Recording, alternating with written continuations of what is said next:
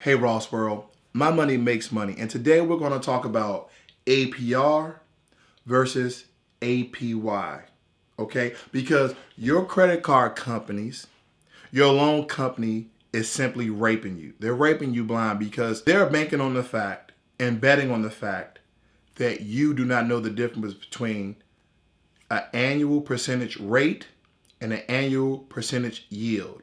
So I'm going to quite quickly tell you the difference because I know how intelligent you are. And when you hear this, you're going to start to compute it and then figure out what's the best options for you when they consider these two things. So take, for instance, you have a credit card. That credit card charges you 1% a month for 12 months. So the basic math in that is 1% times 12 equals what? 12% annual percentage rate. Quite easily.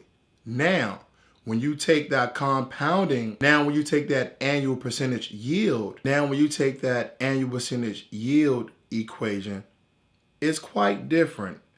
It's like open brackets, open parentheses, 1 plus 0.01, close parentheses, close bracket, exponential sign. Well, I think that's an exponential sign. Don't quote me on that. I haven't done it in a while. 12 minus 1 equals.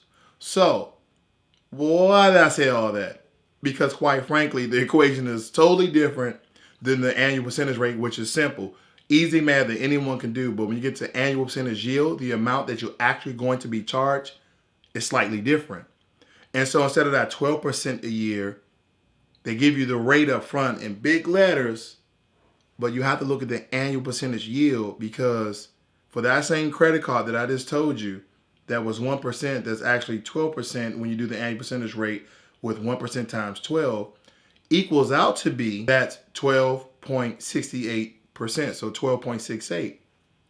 Compound interest on the amount that you will owe the credit card company. So we've talked about compound interest and making money, but now we're talking about compound interest and them taking money.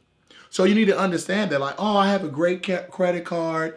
It's only 8% APR, but do you know the APY? When you go out here and you're trying to research these cards, and whether you have great credit or you're trying to build great credit, you have to understand the difference between the APR and the APY because they're simply raping you.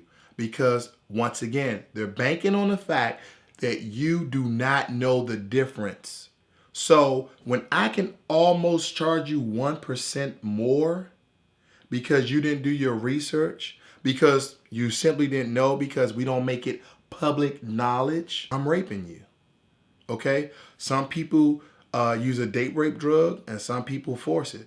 This is when they use a date rape drug, and I'm not trying to offend anybody by using these terms. We're talking simply about money, okay? Simply about money, nothing else. So please understand these terms in reference to your financial health, because that's how it feels when you see compound interest on compound interest. The same way that compound interest helps you to obtain wealth, it can be used to steal, okay, your wealth, to plunder your wealth, to take away your wealth. It's used the same way with these credit cards, with these loans. So understand compound interest. And that's why I always tell you guys, pay off your credit cards before that total amount goes beyond 30 days because interest.